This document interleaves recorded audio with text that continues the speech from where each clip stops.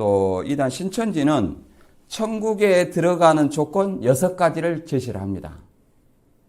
이제 베드로전서 1장 23절에 하나님의 씨로 거듭났는가? 거듭남이라는 뜻은 아노렌이라는 뜻, 위로부터입니다. 위로부터 또는 다시 한번 또는 새롭게 이런 어떤 뜻을 가지고 있어요.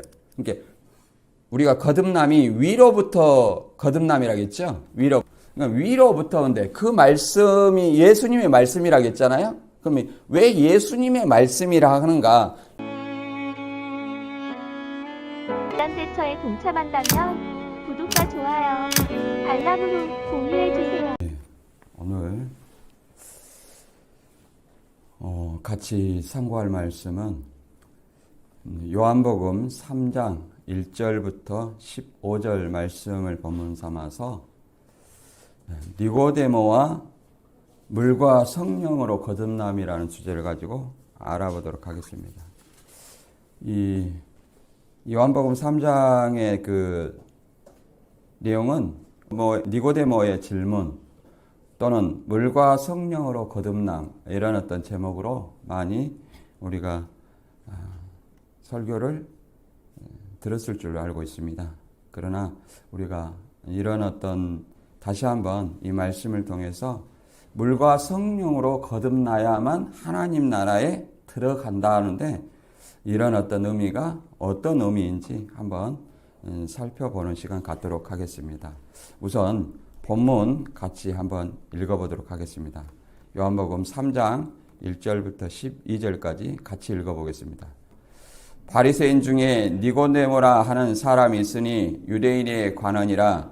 그가 밤에 예수께 와서 가로되 랍비여, 우리가 당신은 하나님께로서 오신 선생인 줄 아나이다. 하나님이 함께 하시지 아니하시면 당신의 행하시는 이 표적을 아무라도 할 수 없음이니이다. 예수께서 대답하여 가라사대 진실로 진실로 내게 이르노니 사람이 거듭나지 아니하면 하나님 나라를 볼 수 없느니라. 니고데모가 가로되 사람이 늙으면 어떻게 날 수 있사옵나이까? 두 번째 모태에 들어갔다가 날 수 있사옵나이까? 예수께서 대답하시되 진실로 진실로 내게 이르노니 사람이 물과 성령으로 나지 아니하면 하나님 나라에 들어갈 수 없느니라. 육으로 난 것은 육이요 성령으로 난 것은 영이니 내가 내게 거듭나야 하겠다는 말을 기이 여기지 말라. 바람이 이물의 불매 내가 그 소리를 들어도 어디로서 오며 어디로 가는지 알지 못하나니 성령으로 난 사람은 다 이러하니라. 니고데모가 대답하여 가로되 어찌 이러한 일이 있을 수 있나이까? 예수께서 가라사대 너는 이스라엘 선생으로서 이러한 일을 알지 못하느냐? 진실로 진실로 내게 이르노니 우리 아는 것을 말하고 본 것을 증거하노라. 그러나 너희가 우리의 증거를 받지 아니하는도다. 내가 땅의 일을 말하여도 너희가 믿지 아니하거든 하물며 하늘 일을 말하면 어떻게 믿겠느냐. 아멘. 여기서 우리가 다 읽지 않았습니다만은 크게 두 가지 주제를 가지고 살펴보도록 합니다. 첫째는 물과 성령으로 거듭나야 하나님 나라에 들어간다는데 이 하나님 나라에 들어가는 방법, 어떻게 물과 성령 이게 도대체 무엇을 뜻하는지 어떤 많은 견해가 있습니다. 이것에 대해서 알아보고 그 다음에 예수님이 이제 모세가 놋뱀을 든 것처럼 인자도 들려야 하리니 이것은 영생을 얻게 하려 함이다 이렇게 얘기를 했습니다. 그래서 놋뱀의 사건을 통한 십자가의 구원의 원리를 통해서 구원의 원리라는 주제를 가지고 알아보도록 합니다.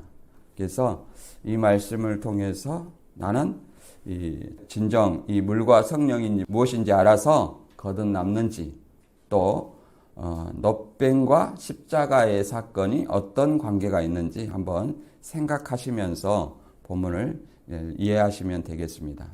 이 니고데모는 요한복음 2장에 예수님의 예루살렘 성전 정화 사건과 그 성전 정화 사건 이후에 예수님이 여러 가지 표적을 보이셨어요.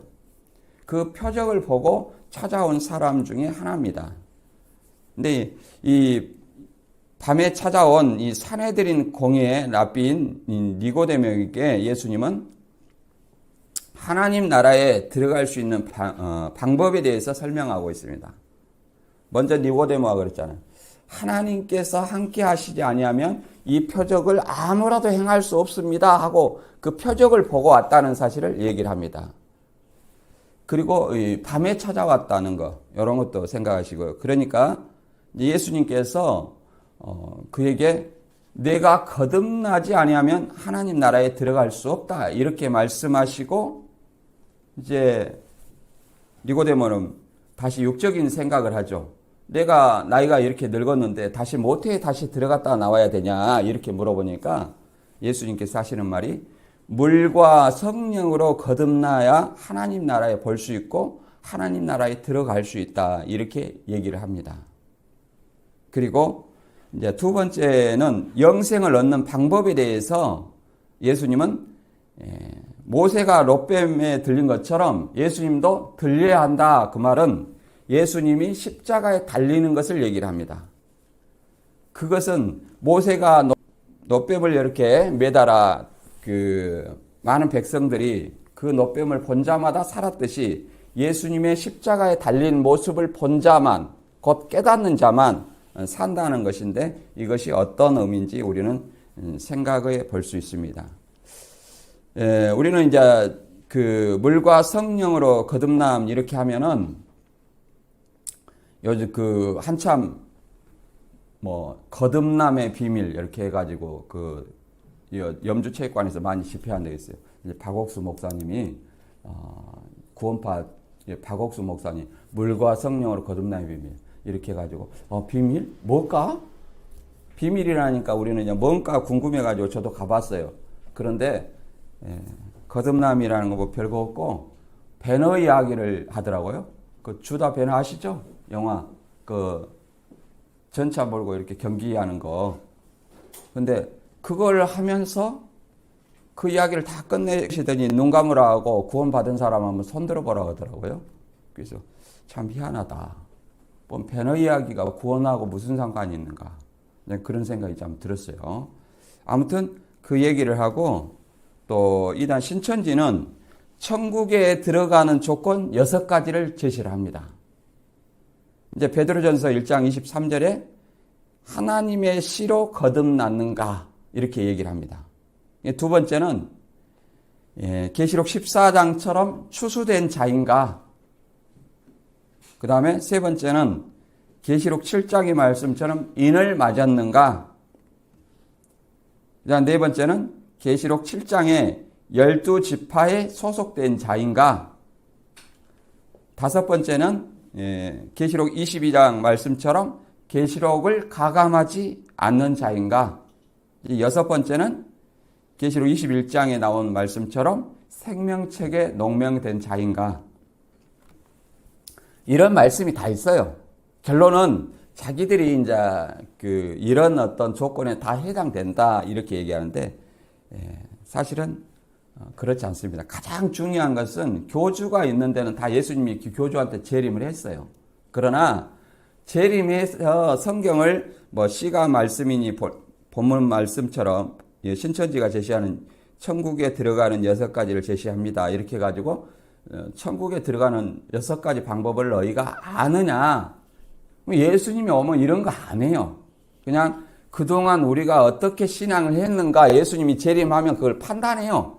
그래서 영생과 영벌, 심판과 구원, 상과 벌 이렇게 나누는 것이지 예수님이 재림을 교주한테 해가지고 야 씨가 뭐냐? 그 다음에 입 맞았냐 안 맞았냐? 너 추수됐냐 안 됐냐? 이런 걸 물어보는 것이 아니에요. 그동안 어떻게 신앙했는지 이렇게 가르는 거예요. 판단하는 그 심판의 날이지 이것을 성경에 무지한 사람을 미혹해가지고 이렇게 성경 가르치는 것이 아니다. 예수님이 오실 때까지 우리는 성경의 뜻이, 정확한 뜻이 무엇인지 알아서 성경대로 신앙하는 거예요. 그 결과 예수님이 오셔서 너 성경대로 나를 잘 믿었구나, 안 믿었구나 이걸 판단하는 날입니다. 그래서 이런 것 자체가 큰 틀을 왜곡하는 것이다. 그리고 이제 여기서 우리가 오늘 이제 거듭남에 대해서 오늘 살펴보니까 6가지 중에 신천지가 말하는 베드로서 1장 23절에 너희가 거듭났는가, 하나님의 씨로 거듭났는가, 이 질문에 대한 것에 대해서 우리가 생각을 해보도록 합니다. 이것은 자기들이 씨가 말씀이라고 성경을 인용하지만 결국은 신천지에 가서 거듭났다는 말은 이만희 교주의 말에 의해서 거듭났다는 것이거든요. 그러면 이 베드로 전서에 기록된 말은 이 교회 공동체를 얘기를 해요. 베드로 서신서를 받은 교회 공동체. 그러면 그 사람들이 이만희 씨를 알겠어요? 교주를 알겠어요? 그렇게 생각을 해야 됩니다. 그 사람들이 뭔 교주의 말을 알아서 거듭났겠어요? 예. 그리고 이 거듭남이 과연 무엇일까? 그리고 나는 과연 거듭난 사람인가? 이런 의미를 생각을 해보면서 우리가 좀 들어보겠습니다.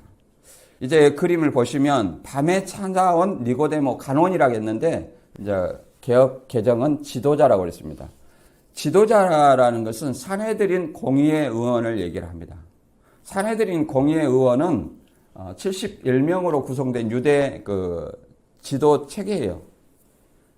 거기서 이제 지도자라는 거죠. 그리고 모든 어떤 재판이나 이런 것들을 결정하는 어떤 기구입니다. 그래서 이제 대제사장, 장로 이런 사람들이 많이 있고요. 거기에 이제 의장은 대제사장입니다. 여기서 이제 그 밤에 찾아온 어떤 이유에 대해서 제가 여러 가지 설교를 들어봤더니 말이 여러 가지 의견이 있더라고요. 야, 사람의 눈을 피해 왔다.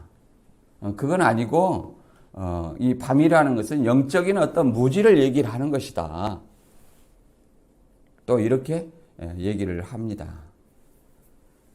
근데 저는 이 두 가지 다 타당성이 있다고 봅니다. 왜 그러냐면 굳이 왜 밤에 왔을까? 이 근거가 있습니다. 요한복음 9장에서는 누구든지 예수를 메시아로 시인하면 출교하기로 이미 결의가 됐어요. 그리고 요한복음 12장 42절에도 지도자 중에도 많이 믿었으나 그 믿는 사람을 추리한다는 거예요. 그렇기 때문에 두려워서 그럴 수도 있다. 밤에 사람들의 눈을 피해서 찾아왔을 수도 있다. 그리고 또 어떤 사람 말처럼 어둠이라는 것은 사단의 세력이고 무지를 어둠으로 표현합니다. 빛이 어둠에 빛이 돼 어둠이 깨닫지 못하더라. 어둠을 인격화하잖아요. 곧 무지한 사람들을 어둠이라고 말할 수 있습니다. 어둠의 세계. 그래서 육적인 어떤 밤을 통해서 영적인 무지를 나타낸다고도 볼 수 있습니다. 왜 그러냐면 이 니고데모는 그 표적을 보고 찾아왔지만 실제로 아무것도 몰랐어요.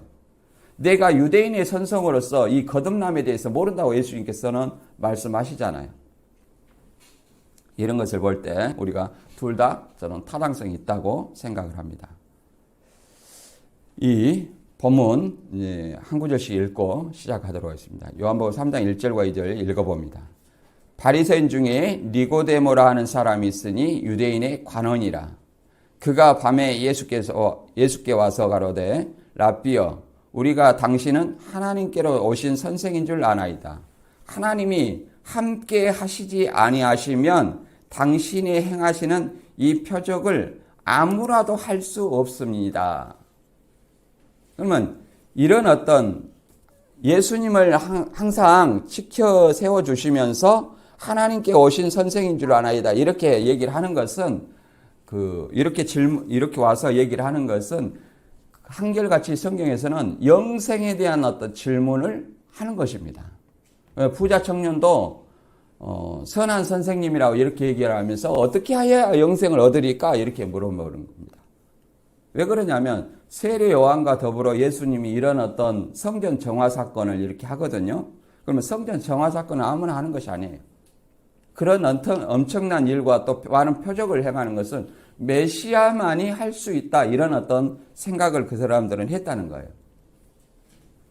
그렇기 때문에 이렇게 찾아와서 질문을 이렇게 하나님께로 오신 선생이다 이렇게 얘기를 하는 겁니다. 그리고 하나님께서 함께 하시지 않으면 이제 하나님께 함께 한다는 어떤 뜻이 임마누엘이라는 뜻이에요. 그러니까 하나님께서 함께 하시지 않으면 당신의 행하시는 이 표적을 아무라도 할 수 없습니다. 그러니까 못 보고 찾아왔다는 거예요? 그 전에 2장의 성전 정화 사건, 그 정화 사건을 통해서 그 후에 많은 어떤 기록되지 않는 표적을 행했다는 거예요. 그 표적을 보고 이분이 메시아인가 이렇게 찾아온 거죠. 이 니고데모라는 것은 이 이름의 뜻이 뭐냐면 니코스와 데모스. 그 니코스는 승리라는 뜻이고 데모스라는 것은 국가와 백성을 뜻합니다. 그래서 백성의 승리자, 정복자라는 뜻입니다. 니고데모는 니코데모스의 음역을 니고데모로 기록한 겁니다. 이 니고데모는 딱 몇 구절 나오냐면 우리 신약에 3구절 나와요. 그리고 자주 사용하는 이름이 아닙니다. 요셉이나 예수나 이런 이름들은 흔해요. 우리가 요즘 그 이름도 막 중복된 이름이 많잖아요. 이 요한복음 3장 이 본문에 한 번 나오고 그 다음에 요한복음 7장 50절에 보면 예수를 변호하면서 한마디 나옵니다. 우리 율법은 그 사람이 행한 것을 보기 이전에 그 사람을 판단하냐고 예수님을 변호하는 내용이 나옵니다. 그리고 마지막에는 요한복음 19장 39절에 보면 이제 예수님이 십자가에 돌아가시고 그 시체에 이제 바르도록 몰약과 침량을 섞어 만든 방부제 이걸 100근을 갖고 왔어요. 이런 어떤 3가지 이 구절에 나옵니다. 그리고 이런 몰약과 침량을 섞어 만든 방부제 100근을 가져왔다는 것은 이 니고데모가 지도자로서 굉장히 부유한 사람이었다. 여기서 이 개역 한글에 관원이라고 되어 있습니다만은 개역 개정에서는 지도자라고 되어 있어요. 여기서 원어는 아르콘인데 통치자라는 얘기입니다. 이 통치자라는 것은 그 당시 유대인을 통치하는 기구가 아까도 말씀드렸지만 산헤드린 공회예요. 산헤드린 그 단체에 들어가면 산헤드린 공회원이죠. 이 공회원 최고 종교회의 기관인데 71명으로 구성되어 있어요. 그래서 대제사장이 의장이 돼가지고 백성들을 치리합니다. 그리고 이 니고데모가 표적을 보고 왔다고 이렇게 제가 말씀드렸잖아요. 그것은 요한복음 2장 23절에 이렇게 나와 있습니다. 6월절에 예수께서 예루살렘에 계시니 많은 사람이 그 행하시는 표적을 보고 그 이름을 믿었으나 예수는 그 몸을 저희에게 의탁치 아니하셨으니 이는 친히 모든 사람을 아심이요 이렇게 말하고 있습니다. 그러니까 많은 사람이 표적을 보고 예수를 믿었다는 거예요. 그런데 그 표적만 믿은 거예요. 예수님이 그들을 신뢰하지 않는 것은 그 표적을 통해서 예수님이 메시아라는 것을 예수님의 말씀을 통해서 메시아라는 것을 믿어야 되는데 그 표적 자체만 믿었다는 거예요. 이 니고데모도 그 중에 한 사람으로서 예수님을 찾아온 것입니다. 그리고 이제 이 니고데모한테 네가 거듭나지 아니하면 하나님 나라를 볼 수 없느니라. 본다. 그 다음에 네가 물과 성령으로 거듭나지 아니하면 하나님 나라에 들어갈 수 없다. 이렇게 얘기를 합니다. 근데 여기서 이제 성령에 대한 이견은 없어요. 근데 무엇이 많은 이견이냐? 물이 무엇이냐? 이런 이견이 많아요. 이제 크게 3가지로 나눠보면 물과 성령으로 거듭나라겠는데 예수님이 세례 받을 때도 물이 있었죠? 요단강 물. 그 다음에 뭐가 임했어요? 성령이 임했죠? 예수님도. 세례 요한한테 요단강에서 침례를 받고 나서 침례라는 것은 물에서 한번 잠겨갖고 올라오는 거예요. 오늘날 우리는 이것을 세례로 약식으로 이렇게 합니다. 근데 물에서 이렇게 침례를 받고 올라오자 무엇이 임했어요? 성령. 그런데 이제 여기서 예수님이 말한 물과 성령으로 거듭난다는 이 물은 어떤 의미인가? 이게 한번 생각을 해보면 사람들의 어떤 견해가 이것은 세례 요한의 물 세례를 의미한다. 왜 그러냐면 세례 요한이 그랬잖아요. 나는 물로 세례를 주지만 내 뒤에 오시는 이는 성령으로 세례를 주실 분이다. 이게 성령 세례. 이게 물과 성령. 이렇게 해서 세례 요한의 물 세례로 보는 경향이 있고, 그러면 이제 어떤 의미가 있냐면 우리는 세례 요한의 세례를 못 받았잖아요. 이런 것을 어떻게 생각할 것이냐. 그리고 두 번째, 예수님의 물 세례. 예수님의 이름으로 받는 물 세례. 자, 제자들이 예수님의 이름으로 세례를 줬죠. 요한복음 4장에. 그리고 빌립이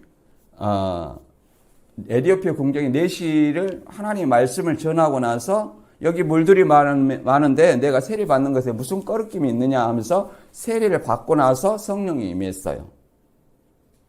그리고 이제 이방인 고넬료도 하나님의 말씀을 먼저 받았지만 나중에 하나님의 말씀을 받고 성령이 임하고 나서 그 다음에 뭐냐면 물세례를 받았어요. 이방인 고넬료도. 우리도 오늘날 세례를 받고 말씀을 듣고 믿으면 또 세례를 받습니다. 오늘날의 물세례라는 것은 근데 예수님을 믿는 겉으로 드러난 표징이에요. 이 사람은 이제 예수를 믿는 사람이다. 그러니까 예수님과의 연합을 의미하는 거죠. 저는 세례 요한의 물세례보다 이 예수님의 이름으로 하는 물세례라고 좀 이것이 더 타당성이 있지 않느냐, 저는 그렇게 생각합니다. 왜 그러냐면 예수님의 제자들, 에디오피 궁정의 내시, 그 다음에 이방인 고넬료 이런 걸 통해서 이방인 고넬료나 에디오피 궁정의 내시가 세례 요한의 세례를 받았나요? 받지 않았거든요. 그래서 저는 예수님의 이름으로 받는 물세례 이것에 더 방점을 두고, 더 나아가서는 또 무엇으로 보냐면 예수님의 말씀이다. 왜 그러냐면 너희가 거듭난 것이 썩지 아니할 씨로 되었다 이렇게 얘기하거든요. 썩지 아니할 씨, 썩어질 씨로 된 것이 아니라 하나님의 항상 살아있는 말씀으로 되었다 이렇게 얘기하거든요. 그러니까 하나님의 말씀으로 거듭났다고 얘기하는 거예요. 요한복음 15장 3절에도 내가 너에게 이른 말로 이미 깨끗하였다 이렇게 얘기를 하지 않습니까? 그리고 디도서 3장 5절에는 중생의 씻음과 이렇게 말합니다. 중생의 씻음과 성령의 새롭게 하심. 그래서 저는 물에 대해서 두 가지 의미를 보고자 합니다. 첫째는 예수님의 이름으로 받는 물세례. 두 번째는 예수님의 말씀. 이 두 가지로 저는 이것이 좀 타당하지 않느냐 이렇게 봅니다. 요한의 물세례보다는 이렇게 봅니다. 한번 이제 근거를 자세히 한번 살펴보도록 하죠. 요한복음 3장 3절 이하를 읽어봅니다. 예수께서 대답하여 가라사대 진실로 진실로 내게 이르노니 사람이 거듭나지 아니하면 하나님 나라를 볼 수 없느니라. 니고데모가 가로되 사람이 늙으면 어떻게 날 수 있사옵나이까? 두 번째 모태에 들어갔다 날 수 있사옵나이까? 예수께서 대답하시되 진실로 진실로 내게 이르노니 사람이 물과 성령으로 나지 아니하면 하나님 나라에 들어갈 수 없느니라. 우리 신앙인들은 다 하나님 나라에 들어가고 싶은 거, 신앙하는 목적이 천국 가고 싶은 거예요. 근데 여기서는 예수님이 니고데모에게 하시는 말씀이 내가 거듭나야 된다. 거듭나야 하나님 나라를 볼 수 있고, 그 다음에 이제 니고데모가 이렇게 늙었는데 다시 모태에 들어갔다 다시 태어나야 되냐? 그 말은 육적으로 생각하는 거죠. 그러니까 구체적으로 다시 설명해 줍니다. 물과 성령으로 나지 아니하면 하나님 나라에 들어갈 수 없다.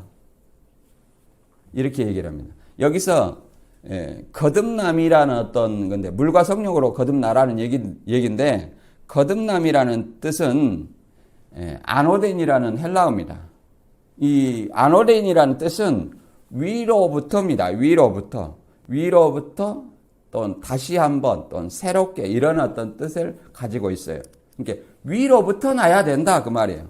위로부터 다시 새롭게 태어난 것을 얘기를 합니다. 그러면 위로부터 어떻게 다시 태어나야 되냐? 자, 위로부터 오신 분이 누구냐면 사실은 예수님이에요. 이런 의미가 있고, 그런데 유대인들은 어떤 생각을 가지고 있었냐면 이 사람들의 천국의 개념은 아브라함의 후손, 혈통만 가지고 있으면 당연히 하나님 나라는 보장받은 거라고 생각했어요. 오늘날 우리 예수를 믿으면 무조건 하나님 나라 들어간다고 생각하는 하듯이 이 아브라함의 후손도 그 혈통만 가지고 있으면 무조건 하나님 나라에 들어간다.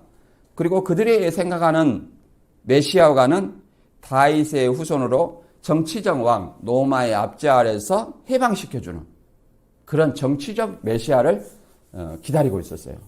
그러나 예수님은 그런 분이 아니시죠. 예. 이 거듭남에 대해서 다시 이제 그 베드로전서 1장 23절에 읽어보면 이렇게 설명되어 있습니다. 너희가 거듭난 것이, 자, 이걸 말은 이미 거듭났다고 전제를 하고 있죠. 거듭나야 된다 이 말이 아니라 너희가 거듭난 것이, 그러면 너희는 누구예요? 베드로 서신서를 받은 교회 공동체를 얘기합니다. 이 사람들이 어떤 오늘날 우리나라에 많이 나타난 교주의 말을 들었냐 이 말이에요. 그래서 그런 말장난 해가지고 거듭났냐 안 났는지 이것은 이제 성경의 무지를 이용해서 그렇게 하는 것인데 의미 없다. 너희가 거듭난 것이 썩어질 시로 된 것이 아니요 썩지 아니할 시로 된 것이니 하나님의 살아있고 항상 있는 말씀으로 되었느니라. 뭘로 되었다고요? 뭘로 거듭났어요? 하나님의 살아있고 항상 있는 말씀. 여기 하나님의 살아있고 항상 있는 말씀은 누구로부터 나온 거예요? 바로 예수님의 복음을 얘기합니다. 예수님으로부터 나온 말이에요. 그래서 예수님의 제자들, 이 복음을 믿는 사람들을 이미 거듭났다 이렇게 생각합니다. 그러니까 예수님의 말씀을 들은 자들은 예수님을 믿고 또 뭘 더 받았어요? 성령도 받았잖아요. 오순절에. 그 믿는 자에게. 그 다음에 두 번째를 한번 볼까요? 디도서 3장 5절에 보면 우리를 구원하시되, 이제 어떻게 구원했는지 보세요. 우리를 구원하시되 우리의 행한 바 의로운 행위로 말미암지 않고 오직 그의 긍휼을 쫓아 중생의 씻음과 성령의 새롭게 하심으로 하셨나니, 그러면 이것도 과거형이에요. 우리를 구원했는데 어떻게 구원했냐? 우리의 어떤 행위, 율법, 그 당시에는 율법 행위를 얘기하겠죠. 우리의 행위로 구원한 것이 아니라 중생의 씻음, 그 다음에 성령의 새롭게 하심. 이 중생이라는 것은 새로운 상태나 신분으로 전이한 것입니다. 이게 순간적인 변이를 얘기해요. 이게 그래서 말씀으로 거듭남, 그리고 말씀으로 내가 예수님을 믿는 거, 이걸 거듭남이라고 얘기를 하는 거예요, 사실은. 그리고 그 다음에 성령으로 새롭게 하심, 이것은 뭐예요? 예수 말씀을 듣고 복음을 듣고 믿는 자에게 뭐가 임해요? 성령이 임해요. 그 다음부터 성령의 인도를 받아 새롭게 하심, 이거 새롭게 하심은 점진적 변화예요. 그래서 이 거듭난 자, 이 거듭난 사람들, 예수님의 제자들을 보시면 예를 들어서 성령이 임한 사람들, 샘플이 보면 뭐예요? 11제자와 120명의 제자들. 사도행전에 사도들의 어떤 복음을 듣고, 제자들의 복음을 듣고 다 에디오피 궁정에 내시나. 그렇죠? 아, 이게 예수님 메시아구나. 이걸 듣고 믿어서 뭘 받았어요? 물로 세례를 받고 나서 뭐가 임했어요? 성령이 임했다. 그래서 저는 여기서 물이라는 것은 먼저 뭐예요? 예수님의 말씀과 세례. 이걸 물세례. 이 동시에 이거 두 가지를 보는 것이 타당하지 않느냐. 이렇게 생각합니다. 그 다음에 그런 사람에게 뭐가 임해요? 성령이 임하니까. 자, 우리가 성령을 받으려면 뭐 해야 돼요? 예수를 안 믿는데 어떻게 성령을 받을 수 있습니까? 또 예수를 믿는 것이 어떻게 성경을 모르고 예수님의 복음을 듣지 아니하고 예수를 믿겠습니까? 그래서 이 두 가지를 타당하다고 생각을 합니다. 그 다음에 이제 그러면 우리가 거듭남이 위로부터 거듭남이라겠죠? 그러니까 위로부터. 근데 그 말씀이 예수님의 말씀이라겠잖아요? 그럼 왜 예수님의 말씀이라 하는가? 요한복음 3장 11절 이하에도 예수님의 말씀이 위로부터 오시는 말씀이라는 것을 우리가 알 수 있어요. 왜 그러냐면 13절에 보면 이렇게 말하고 있습니다. 하늘에서 내려온 자, 곧 인자 외에는 하늘에 올라간 자가 없느니라. 자, 우리는 어디서 왔어요? 우리는 땅에서 태어났습니다. 그러나 예수님은 물론 마리아의 몸에서 태어났지만 뭐라고 그래요? 하늘에서 내려왔다는 거예요. 영원전부터 말씀으로 계신 그리스도로 계신 그분이 성육신하신 사건이 뭐예요? 하늘에서 내려온 자예요. 마리아의 몸에서 태어난 그 사건을 성육신한 사건, 말씀되시는 그리스도가 육신 태어난 그 사건을 뭐라고 하냐면 성육신 사건을 뭐라고 그래요? 하늘에서 내려왔다. 내려온 자. 곧 인자 외에는 하늘에 올라갈 자 없다. 다시 하늘에 올라가죠.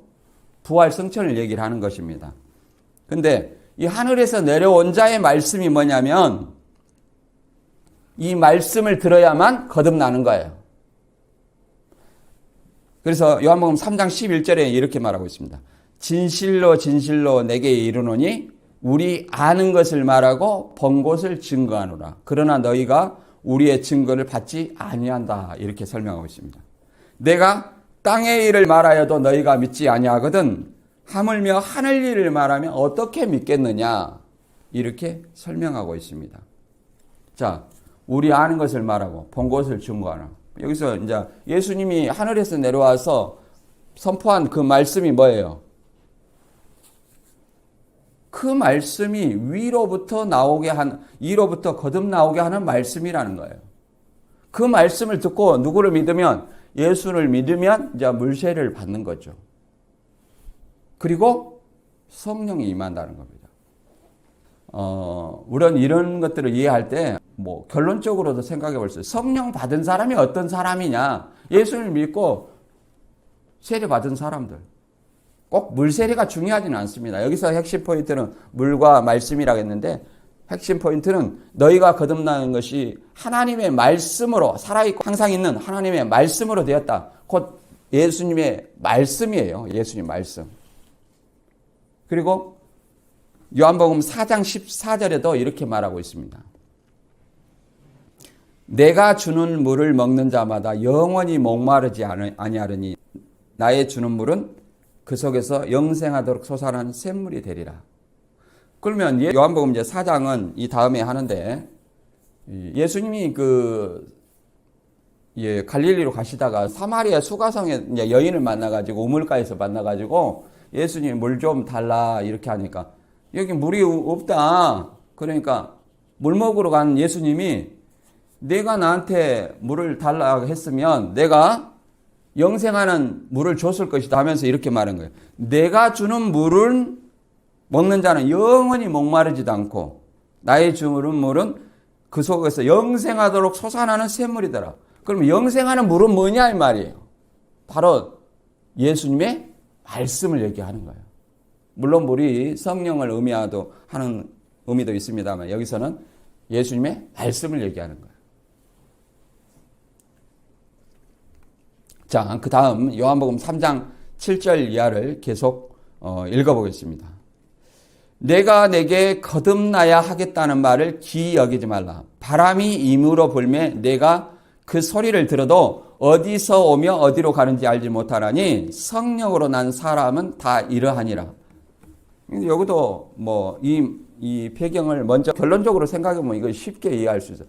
성령으로 난 사람은 누구예요? 자, 예수님, 그 다음에 제자들, 그렇죠?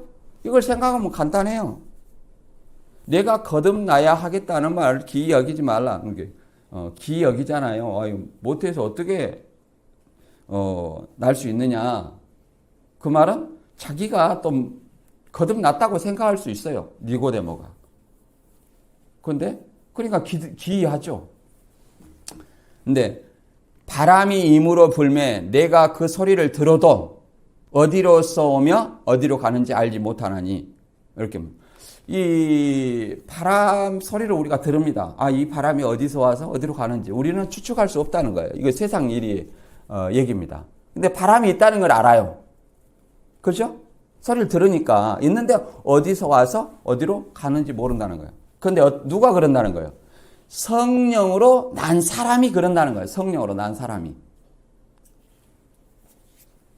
이 말은 우리가 성령의 존재는 압니다.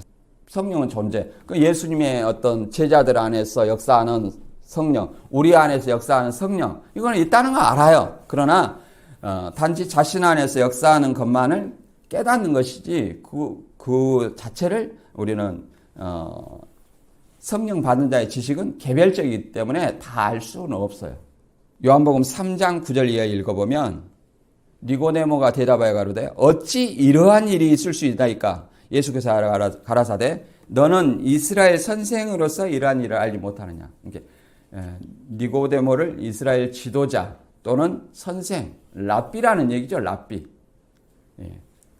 그게 당연히 알고 있어야 되는데 네가 알지 못한다 이렇게 얘기를 하죠.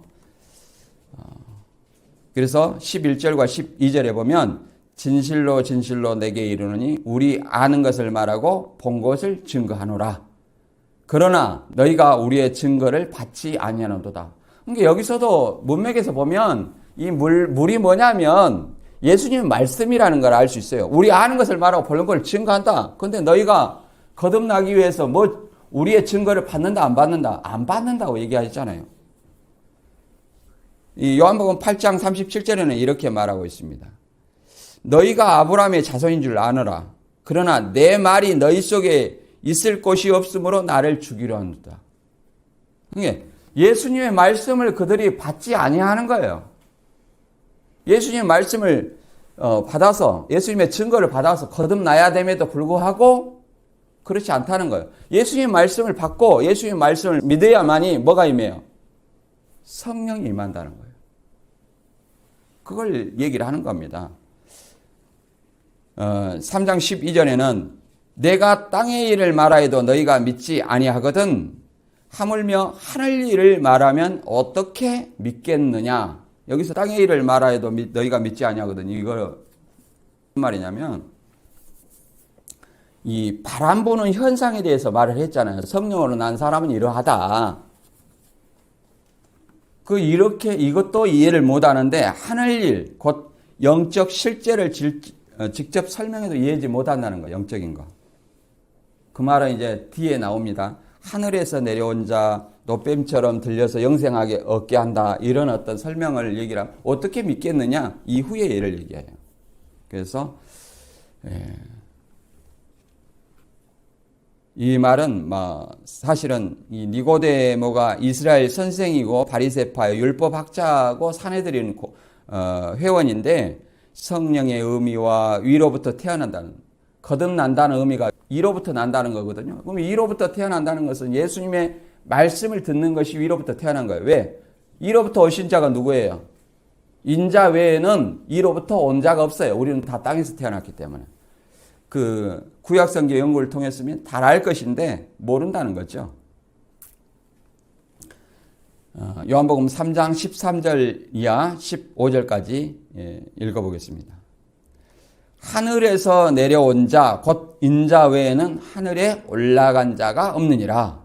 모세가 광야에서 뱀을 든 것 같이 인자도 들려야 하려니 이는 저를 믿는 자마다 영생을 얻게 하려 하심이니라. 자, 뱀이 인자라고 생각하는 사람이 있어요. 근데 뱀이 인자가 아닙니다. 그냥 모세가 광야에서 뱀을 든 것 같이 인자도 들려야 하리니 이는 저를 믿는 자마다 영생을 얻게 하려 하심이다. 이 말은 이 비유라는 거예요. 비유. 그러면 모세가 뱀을 들어서 어떤 일이 있었느냐? 이 보면 민수기 21장 4절에서 읽어보면 이렇게 말합니다. 백성이 호르산에 진행하여 홍해길로 쫓아 에돔 땅을 둘러 행하려 하였다가 길로 인하여 백성의 마음이 상하니라. 그래서 이 돌아가니까 이 가나안 땅을 가야 되는데 에돔 사람들이 우리 땅 이렇게 당신의 땅을 지나가지 못하게 이스라엘 백성을 막았어요. 그 에돔 땅을 열고 모세가 당신 땅 좀 지나갑시다. 그러니까 우리 땅은 절대 안 된다. 그러니까 이 돌아가는 거예요, 에돔을. 그러니까 이거 가지고 하나님을 원망하게 됩니다. 왜 우리를 하나님 애굽에서 데려왔느냐? 이 만나 우리 먹기도 싫다. 이렇게 애굽을 생각하는 하나님을 원망하게 되는 겁니다. 모세와 하나님을 원망하게 돼요. 그러니까 그 원망으로 인해서 하나님이 뭘 보내냐면 이스라엘 백성들 가운데에서 하나님은 항상 원망하고 죄를 짓고 우상 숭배를 하면 하나님은 이방을 들어서 심판을 하든지 하나님의 직접적인 어떤 저주를 내리시든지 이렇게 합니다. 그래서 불뱀을 내려서 그 이스라엘 백성을 물개에서 죽게 하는 거예요. 그 사건을 얘기를 합니다. 그래서 모세가 기도를 합니다. 기도를 하니까 다시 용서를 해주면서 하는 말이 8절에 읽어보면 이렇게 됩니다. 여호와께서 모세에게 이르시되 불뱀을 만들어 장대 위에 달라 물린 자마다 그것을 보면 살리라. 그래서 9절에 모세가 놋뱀을 만들어 장대 위에 다니 뱀에게 물린 자마다 놋뱀을 쳐다본즉 살리라. 이렇게 얘기하고 있습니다. 그러니까 모세가 광야에서 뱀을 든 것 같이 그 말은 모세가 광야에서 든 뱀은 뭐예요? 불뱀의 형상을 놋으로 만드는 거예요. 놋으로 만들어서 이것이 너희들 몸 뱀이다 하고 쳐다보라는 거예요. 그러니까 쳐다보면 사라는 거예요. 그게 하나님의 이적이죠. 하나님 표적이에요. 이렇게 뱀 본다고 해서 뭐 문자적으로 삽니까? 뱀 보면 뱀 해독제를 맞아야 살죠. 예. 근데 그 불뱀을 쳐다보면 산다는 거예요. 이거 하나님이 그렇게 역사하셨죠. 근데 이것은 이제 예수님이 이걸 인용해서 모세가 광야에서 뱀을 든 것 같이 그러면 들어서 모든 사람들의 표적이 됐죠. 이 표적을 본 사람만 살았잖아요. 그런 것처럼 인자도 들려야 하려니 그만. 인자도 이 표적이 돼야 된다는 거예요. 이 표적이 뭐냐? 예수님의 십자가의 달리심이에요. 그러면 십자가의 달리심하고 뱀 문자가 살았듯이 예수님 이 십자가의 사건을 본 자마다 영생을 얻는다는 거예요. 이는 저를 믿는 자마다 영생을 얻게 하려 하십니다. 그러면 이 십자가를 보고 그걸 믿어야 된다는 거예요. 믿는 자는 뭘 얻는다? 영생을 얻는다는 거예요. 모세가 장대에 뱀을 본 사람은 살았듯이 그 당시에는 육신으로 살았어요. 뱀을 물린 자가. 그런데 이 예수님의 십자가를 본 사람은 십자가를 보고 그를 믿는 자마다 영생을 얻는다는 거예요. 그럼 무슨 말을 이렇게 하는 겁니까? 예수님의 십자가에 달린 의미. 예수님이 왜 십자가에 달렸냐? 하나님 앞에 나아갈 수 있고 영생하는 것은 죄가 해결돼야 됩니다. 죄가. 자, 이 불뱀에 물려 죽인 것은 뭐 때문에 물려 죽었어요? 그 당시 이스라엘 백성은 하나님 원망하는 죄를 지었어요. 우리는 뭐예요? 아담으로부터 오는 죄가 있습니다. 또 자범죄도 있고요. 우리 죄를 전가받으시는, 우리 죄를 대신 짊어지고 가시는 누가 있어요? 예수님. 우리 죄를 짊어지고 가셔야, 짊어지고 대신 우리 죄 속죄 제물이 되셔야만 우리 죄가 해결되는 거예요. 그걸 믿는 거예요. 우리 죄를 예수님이 대신 짊어지고 가셨고 예수님의 의가 우리한테 전가되었구나. 그래야만 우리 죄가 해결되고 그 죄로부터 구원하시는 메시아라는 사실을 믿는 것. 이걸 믿는 자마다 뭘 얻는다는 거예요? 영생을 얻는다는 거예요. 그 한마디로 말해서 예수님의 십자가에 달리신 예수님이 죄로부터 우리를 구원하실 메시아라는 사실을 믿는 것이 영생을 얻는 길이라 이렇게 설명하고 있는 것입니다. 다른 것을 얘기를 하는 것이 아니에요. 그래서 오늘 이 말씀 이제 크게 다시 정리를 해보면 예수님께서는 갈릴리 가나의 표적이라는 것은 이제 세메이온인데 성전 정화 작업을 통해 표적을 통해 예수가 메시아이심을 드러냈어요. 그래서 많은 사람들이 이 표적을 믿었어요. 그리고 이 표적을 통해서 누구도 왔어요. 밤에 니고데모가 예수님을 찾아와서 하나님께로서 오신 선생이 아니면 이런 표적을 행할 수 없다. 이렇게 하니까 그 니고데모가 찾아온 목적이 뭐예요? 이게 메시아냐, 영생과 천국에 관해서 그들이 소망하고 있는 메시아냐, 이걸 알기 위해서 온 것을 알기 때문에 천국에 대해서 설명하고 있는 거예요. 그런데 천국에 가는 방법은 뭐라고 얘기해요? 물과 성령으로 거듭나야만 하나님 나라에 들어갈 수 있다 설명하고 있는 거예요. 육신으로 난 것은 육이고 성령으로 난 것은 결국은 이게 물로만 아니요. 뭘로? 성령으로 거듭나야 된다는 거예요. 그러면 물이 뭐냐 이런 것을 자꾸 우리가 생각을 해보는데 성령 받은 사람이 어떤 존재였느냐 이렇게 생각을 해보면 됩니다. 오순절날 120명이 성령을 받았어요. 그 사람은 어떤 사람들입니까? 예수를 믿고 복음을 믿는 자들이에요. 그리고 베드로전서 1장 23절에도 너희가 거듭난 것이 하나님의 살아있고 항상 있는 말씀, 곧 예수님의 말씀이에요. 이게 교주의 말씀이 아니에요. 이 배너 듣고 뭐 거듭났다 이런 것도 아니에요. 그리고 그 거듭나는 말씀은 하늘에서 내려온 자, 이 땅에서 교주들이 하는 말이 아니에요. 하늘에서 내려온 자, 곧 하늘에서 내려와갖고 이게 부활 승천한 십자가에 달리신 예수를 보고 믿는 자마다 영생, 곧 거듭난 것이다. 그렇게 우리는 이해를 해볼 수 있습니다. 그러면 우리가 이 말씀을 통해서 과연 나는 물과 성령으로 거듭났냐? 거듭났다면 거듭난 사람의 행위는 어떤 것인가? 이런 것을 우리는 생각하고 믿어야 될 것입니다. 이 로마서 8장 13절과 14절 읽고 정리하고 마치겠습니다. 같이 읽어보겠습니다. 너희가 육신대로 살면 반드시 죽을 것이로되 영으로서 몸의 행실을 죽이면 살리니 무릇 하나님의 영으로서 인도함을 받는 그들은 곧 하나님의 아들이라. 이렇게 말하고 있습니다. 육신대로 살면 반드시 죽는다. 이것은 내 육신을 얘기를 하는 건 아니에요. 하나님의 영이에요. 영. 신앙이 죽는 거죠. 영으로서 몸의 행실을 죽이면 몸의 행실을 뭐예요? 말씀에 복종하는 거죠. 말씀을 모르면 어떻게 복종할 수 있겠어요?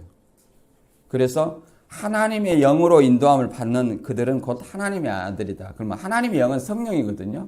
그래서 하나님의 말씀으로 거듭나 하나님의 말씀을 믿는 그들에게 뭐가 와요? 믿는 순간 성령이 내 마음속에 온다는 거예요. 그래서 그 성령에 내 마음속에 내주한다는 걸 믿고 그 성령의 인도함을 따라서 내가 행하면 새롭게 변화되면 뭐예요? 그것이 거듭남이라고 말할 수 있습니다. 그래서 저와 여러분이 이 물과 성령으로 거듭난 하나님의 백성으로서 하나님 나라의 확신으로 다가가기를 바랍니다. 오늘 말씀 여기서 마치겠습니다.